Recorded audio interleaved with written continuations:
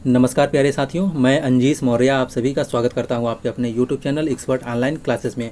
प्यारे साथियों, आज हम लोग देखिए पावर सिस्टम का लेक्चर नंबर 4 पढ़ने वाले हैं। इससे पहले 3 लेक्चर कंप्लीट हो गए हैं शार्ट नोट्स का। अगर आप लोग शार्ट नोट्स का 3 लेक्चर नहीं देखे हैं तो आप वीडियो के प्लेलिस्ट में जाके अच्छे से देख सकते हैं। और अगर आपको वीडियो इन्फॉर्मेटिव लगता है तो प्लीज़ वीडियो को लाइक कीजिए, आप लोग सपोर्ट कीजिए थोड़ा सा। मैं कोशिश करता हूँ कि आप लोग को बेहतर से बेहतर कंटेंट दे सकूँ कम से कम समय में, क्योंकि मुझे पता है स्टूडेंट की प्रॉब्लम क्या होती है यार कि मतलब देखिए पढ़ने को सब पढ़ लेते हैं लेकिन रिवीजन नहीं कर पाते हैं। तो मैं चाहता हूं कि आप लोग कम से कम समय में रिवीजन कीजिए, इसलिए थोड़ा सा सपोर्ट कीजिए। और आप हमारे टेलीग्राम चैनल से जुड़ जाइए जिसका लिंक वीडियो के डिस्क्रिप्शन में दिया गया है। तो आइए हम लोग स्टार्ट करते हैं। देखिए mechanical design of transmission line.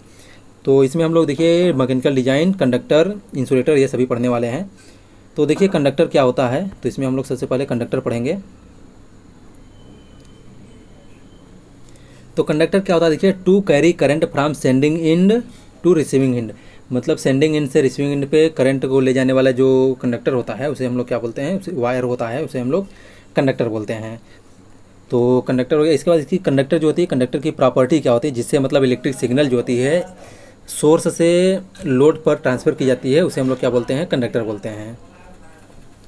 Property क्या होना चाहिए, देखिए जो कंडक्टर होता है, कंडक्टर की प्रॉपर्टी क्या होनी चाहिए, तो कंडक्टर की प्रॉपर्टी हाई कंडक्टिविटी होना चाहिए, हाई टेंसाइल स्ट्रेंथ होना चाहिए, मैकेनिकल स्ट्रेंथ अच्छी होनी चाहिए, लो स्पेसिफिक ग्रेविटी होनी चाहिए, रेजिस्टेंस कम होना चाहिए, ये सभी प्रॉपर्टी होना चाहिए। अब कौन कौन से कंडक्टर होते हैं, तो देखिए एल्युमिनियम कंडक्टर होता है, कॉपर कंडक्टर होता है, ACSR कंडक्टर होता है, स्टील जो है GI स्टील होता है, कैडमियम कॉपर कंडक्टर होते हैं इन सभी को। तो ये सब कंडक्टर से कम पूछा जाता है, मेन सपोर्ट से पूछा जाता है। सपोर्ट में कौन कौन से होते हैं, तो जैसे सॉलिड होता है, स्टैंडर्ड होता है, हॉलो कंडक्टर होता है कंस्ट्रक्शन के आधार पर। और अगर मटेरियल बेसिस के आधार पर देखते हैं तो मटेरियल बेसिस के आधार पर जैसे हार्ड ड्रान कॉपर कंडक्टर होता है, ट्रांसमिशन में यूज करते हैं इसको। मीडियम ड्रान होता है, डिस्ट्रीब्यूशन में यूज करते हैं। और उसके बाद लो ड्रान कॉपर कंडक्टर होता है, सर्विस मेंस में यूज करते हैं। और भी होते हैं जैसे आपका स्टील कोर कंडक्टर हो गया, कॉपर कंडक्टर होता है, कैडमियम कॉपर कंडक्टर होता है, एल्युमिनियम ऑल एल्युमिनियम कंडक्टर होता है, ACSR कंडक्टर होता है, मतलब एल्युमिनियम कंडक्टर स्टील रेनफोर्स होता है, स्टैंडर्ड ACSR कंडक्टर होता है, GI जो है वायर कंडक्टर होता है। तो ये सभी कंडक्टर होते हैं। बाकी आइए हम लोग सपोर्ट पढ़ते हैं। देखिए सपोर्ट कौन कौन से सपोर्ट होते हैं, तो इन सपोर्ट को पढ़ने वाले हैं।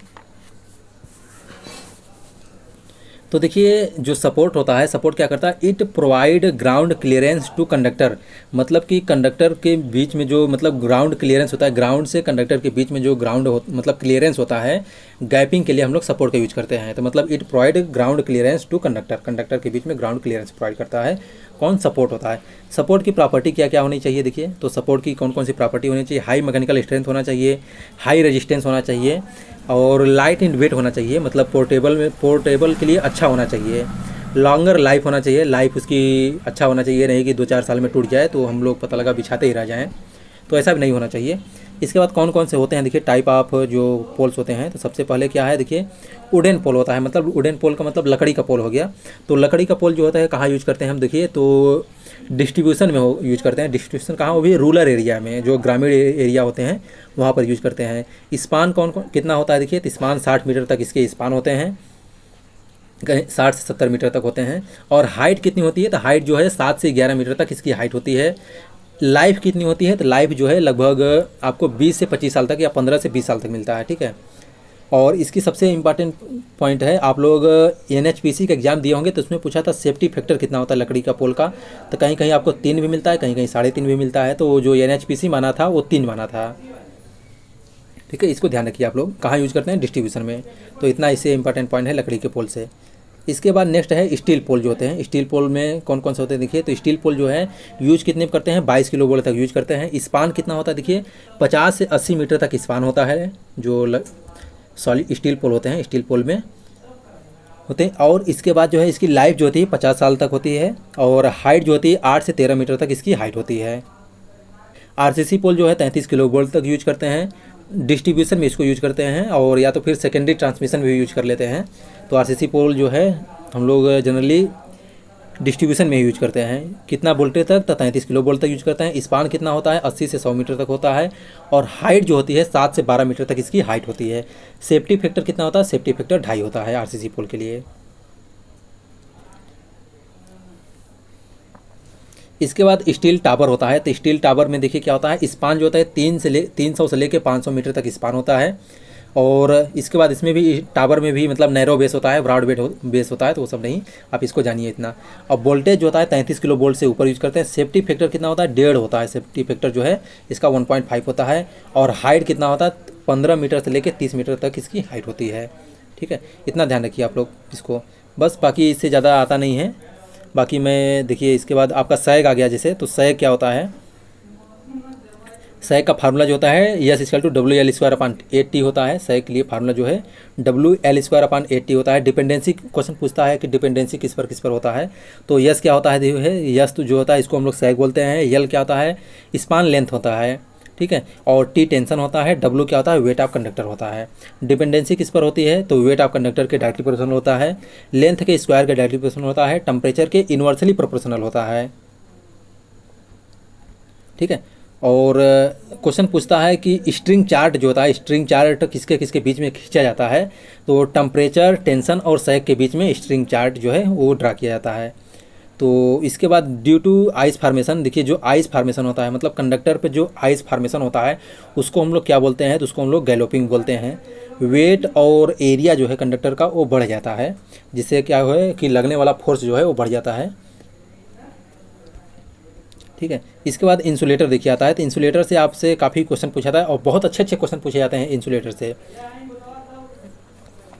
तो इंसुलेटर के बारे में हम लोग देख लेते हैं। देखिए थोड़ा सा इंसुलेटर क्या है, तो इंसुलेटर जो होता है देखिए प्रिवेंट करता है जो करंट होता है वो कंडक्टर से अर्थ में न फ्लो हो, इसके लिए हम लोग क्या करते हैं, इंसुलेटर का प्रयोग करते हैं। जैसे आप कंडक्टर ले जा रहे हैं तो कंडक्टर को सपोर्ट देने के लिए हम करते हैं, तो इंसुलेटर को हम लोग क्या करते हैं, देखिए it prevent leakage current flow from conductor to earth, मतलब इट प्रिवेंट लीकेज करेंट या तो फिर current flow from conductor to earth, मतलब कंडक्टर से अर्थ में करंट न फ्लो हो, इसके लिए हम लोग क्या करते हैं, इंसुलेटर का यूज करते हैं। इंसुलेटर की प्रॉपर्टी कैसी कैसी क्या होना चाहिए, तो इंसुलेटर की प्रॉपर्टी होना चाहिए देखिए हाई मैकेनिकल स्ट्रेंथ होना चाहिए, हाई डाइलेक्ट्रिक रेजिस्टेंस होना चाहिए, हाई डाइलेक्ट्रिक स्ट्रेंथ होना चाहिए, जल्दी से पंचर नहीं हो जाना चाहिए, ख़राब नहीं होना चाहिए, फ्लैश ओवर ना हो जाए तुरंत, इसलिए इसकी मतलब कि डाइलेक्ट्रिक स्ट्रेंथ अच्छी होनी चाहिए। और हाई रिलेटिव परमिटिविटी होना चाहिए, जो रिलेटिव परमिटिविटी होती है वो हाई होना चाहिए। नॉन पोरस होना चाहिए, मतलब उसमें छिद्र नहीं होना चाहिए, तो ये सब इसको ध्यान रखिए थोड़ा सा। इसके बाद देखिए कौन कौन से इंसुलेटर होते हैं, तो कौन कौन से इंसुलेटर होते हैं। सबसे पहला इंसुलेटर जो है पिन टाइप इंसुलेटर है, ठीक है। तो पिन टाइप इंसुलेटर में क्या प्रॉपर्टी होनी चाहिए, कैसे, तो इसको हम लोग देखते हैं। देखिए अप टू नॉर्मली यूज कितना करते हैं, 11 किलो वोल्ट तक इसको नॉर्मली यूज करते हैं, लेकिन अप टू कहाँ यूज कर सकते हैं, 33 किलो वोल्ट तक। सेफ्टी फैक्टर कितना होता है, देखिए तो सेफ्टी फैक्टर जो होता है भाई साहब 10 इसका सेफ्टी फैक्टर होता है, ठीक है। प्राइमरी और सेकेंडरी डिस्ट्रीब्यूशन में इसका यूज करते हैं हम लोग, इतना ध्यान रखिए इससे। इसके बाद सस्पेंशन इंसुलेटर जो होता है, suspension insulator number of disc connected in series to form string, मतलब कि इसमें क्या करते हैं, नंबर ऑफ डिस्क को हम लोग क्या करते हैं, सीरीज में कनेक्ट करके यूज करते हैं। इसके बाद नंबर ऑफ डिस्क कैलकुलेट करने के लिए क्या करते हैं, फेज वोल्टेज अपान 11 कर देते हैं, या तो फिर लाइन वोल्टेज अपान में √3 × 11 करते हैं। अगर मान लीजिए 33 किलो वोल्ट की लाइन है जैसे, तो ठीक है 33 किलो वोल्ट की लाइन वोल्टेज है, तो आपको नंबर ऑफ डिस्क निकालना है। तो नंबर ऑफ डिस्क निकालने के लिए क्या करेंगे भैया, तो यहाँ से देखिए 33 अपान √3, इसको लाइन वोल्टेज जो है इसको फेज वोल्टेज में कन्वर्ट करेंगे आप, तो यहाँ से तो √3 कर देंगे, अपान 11 करिए और +1 करते हैं। +1 जो होता है वो सेफ्टी फैक्टर पर्पज से लेते हैं, तो यहाँ से इसको जो है 2.5 आ गया, तो 2.5 तो भाई 2 और आधा तो हम लोग इंसुलेटर यूज नहीं करेंगे, तो यहाँ इसलिए यहाँ पर हम क्या करते हैं 3 यूज करेंगे। और प्रत्येक डिस्क जो होती है, प्रत्येक डिस्क की डिज़ाइन जो होती है वो 11 किलो वोल्ट पर की जाती है। तो देखिए इसमें क्या है कि एक जो C1 होता है, C1 जो है मतलब कि एक जो डिस्क के बीच में बन रहा है, ठीक है, डिस्क से डिस्क के बीच में बन रहा है, इसको हम लोग क्या बोलते हैं, सेल्फ कैपेसिटेंस बोलते हैं। और जो टावर और डिस्क के बीच में बनता है वो उसको हम लोग क्या बोलते हैं, मतलब टावर के जो पिन होता है उसके बीच में, उसको म्यूचुअल कैपेसिटेंस बोलते हैं। तो इसका रेशियो जो होता है देखिए, तो C1/C होता है, तो इसकी वैल्यू जो होता है 1 से ज़्यादा होना, मतलब 1 0 और 1 के बीच में होता है। तो इसको हम लोग क्या करते हैं, देखिए हर वोल्टेज पर निकालने के लिए कौन कौन किस पर कितना वोल्टेज होता है, तो V1 जो वोल्टेज जैसे V2 वोल्टेज होता है तो V1 × 1 + k होता है, और तीसरे डिस्क पर वोल्टेज निकालने के लिए V1 × 1 + 3k + k² होता है। स्ट्रिंग इफिशियंसी निकालने के लिए क्या करते हैं हम, देखिए तो स्ट्रिंग इफिशियंसी निकालने के लिए हम लोग क्या करते हैं, तो टोटल वोल्टेज हम रखते हैं अपान में नंबर ऑफ डिस्क मतलब कितना डिस्क है इनटू वोल्टेज मतलब नियरेस्ट टू कंडक्टर मतलब जो सबसे कंडक्टर के पास में जो डिस्क होता है उस पर जो वोल्टेज होता है उसको। तो टोटल वोल्टेज अपान में number of disc into voltage across the nearest conductor into 100 कर देते हैं तो स्ट्रिंग एफिशिएंसी मिलती है। स्ट्रिंग एफिशिएंसी को इम्प्रूव करने के लिए हम लोग मेथड क्या क्या यूज करते हैं देखिए। तो यूजिंग लॉन्गर क्रॉस आर्म, जो क्रॉस आर्म होता है लंबा क्रॉस आर्म का यूज करते हैं हम लोग। इसके बाद यूजिंग इंसुलेशन कैपेसिटेंस ग्रेडिंग करते हैं। जो इंसुलेटर होता है इंसुलेटर की कैपेसिटेंस ग्रेडिंग करते हैं मतलब कि सबसे ज़्यादा जो प्रॉब्लम क्या आती है देखिए, जो कंडक्टर का नियरेस्ट होता है उस पर सबसे ज़्यादा वोल्टेज लगता है, उसके बाद उससे कम, उसके बाद उससे मतलब कम, सब जो कंडक्टर के मतलब सबसे ऊपर होता है उस पर सबसे कम वोल्टेज लगता है। तो हम लोग क्या करते हैं इसमें कैपेसिटेंस ग्रेडिंग करते हैं। तो जो कंडक्टर के पास में होता है उस पर कैपेसिटेंस की जो वैल्यू होती है वो सबसे ज़्यादा रख देते हैं। प्रॉब्लम क्या आती है देखिए, जो प्रॉब्लम आती है कि जो कंडक्टर के पास में होता है मतलब जैसे समझिए कि जैसे आप कोई बुक रखते हैं, कोई सामान रखते हैं, तो जब से जो सबसे नीचे होता है, मान लीजिए जैसे आप 4 दोस्त हैं, ठीक है, 4 दोस्त हैं तो 4 दोस्त एक दूसरे के ऊपर ऐसे चढ़ के बैठ गए हैं, ठीक है। तो जो सबसे नीचे वाला दोस्त होगा उस पर सबसे ज़्यादा लोड रहेगा, सबसे ज़्यादा लोड रहेगा ना। तो जो जिस पर सबसे ज़्यादा लोड रहेगा वो सबसे ज़्यादा चिल्लाएगा, उसके ऊपर वाला उससे कम चिल्लाएगा, उसके ऊपर वाला उससे कम चिल्लाएगा। तो ऐसे ही ये वोल्टेज है, जो कंडक्टर के पास में रहता है वोल्टेज उस पर सबसे ज़्यादा मतलब कि स्ट्रेस लगता है, वोल्टेज होता है। तो वो सबसे ज़्यादा मतलब उसको फेल्योर होने के चांसेस सबसे ज़्यादा होते हैं। उसके बाद उससे ऊपर वाले पे कम चांस होते हैं फेल्योर होने का, उसके ऊपर वाले पे और कम होता है फेल्योर होने का चांस। तो ये है, ठीक है। बाकी तो हम क्या करते हैं, इसको सॉल्यूशन यही है कि जो कंडक्टर के पास में होता है उस पर कैपेसिटेंस जो है हम ज़्यादा रख देते हैं, उसके ऊपर जो होता है उससे कम रखते हैं। तो ऐसे मतलब इसको हम लोग डिक्रीजिंग आर्डर में रख देते हैं, तो ये प्रॉब्लम हट जाती है। इसके बाद यूजिंग गार्ड रिंग यूज करते हैं, तो गार्ड रिंग यूज करके हम लोग इसको बढ़ा सकते हैं। इसके बाद देखिए 2 डिस्क अगर रहता है तो उसके लिए हम लोग क्या निकालते हैं, तो उसमें V1/1 equal to V2/1+2 1 + K, V1/1 V2/1 + K और इक्वल टू V/2 + K होता है। स्ट्रेन टाइप इंसुलेटर जो होता है, स्ट्रेन टाइप इंसुलेटर कहाँ यूज करते हैं, तो भैया स्ट्रेन टाइप इंसुलेटर अगर कहीं पर शार्प कर्व देना है आपको, कहीं मतलब लोड को कंडक्टर को टर्मिनेट करना है या तो फिर घुमाना है डेड एंड पॉइंट पर, डेड पॉइंट पे मतलब जहाँ पर आपको टर्निंग पॉइंट होती है वहाँ पर कॉर्नर पर हॉरिजॉन्टल में इसको यूज करते हैं। मैकेनिकल स्ट्रेस जो होता है, इससे क्या होता है मैकेनिकल स्ट्रेस जो होता है रिड्यूस हो जाता है।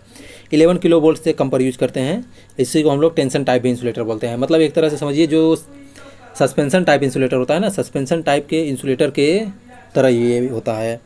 इसके बाद साइकिल टाइप इंसुलेटर जो होता है, साइकिल टाइप इंसुलेटर जो है ये मतलब सर्विस के लिए यूज करते हैं। तो 440 kV से और 220 kV तक लो वोल्टेज के लिए यूज करते हैं। इसको हम लोग कहाँ वर्टिकली या हॉरिजॉन्टल किसी भी मतलब यूज करते हैं। इसके बाद स्टे टाइप इंसुलेटर जो होता है, स्टे टाइप इंसुलेटर जो है पोल को सपोर्ट देने के लिए यूज करते हैं। GI वायर का बना होता है, ये 3 मीटर पर लगाते हैं इसको, 3 मीटर जो होता है हाइट जो 3 मीटर पर और 45 डिग्री पर लगाते हैं एंगल पर। इसके बाद जो है यहाँ से कंप्लीट हो गया ये, तो हम लोग आगे पढ़ेंगे, हम लोग आगे से केबल पढ़ेंगे।